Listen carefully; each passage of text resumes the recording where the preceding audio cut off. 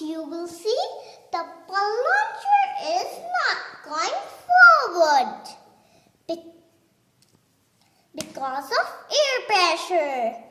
If we apply more pressure from outside, the thermocol balls will get squeezing.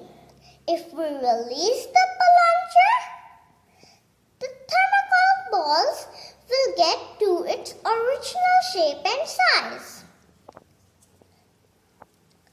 This proves that air is present between plunger and the barrel. This is called air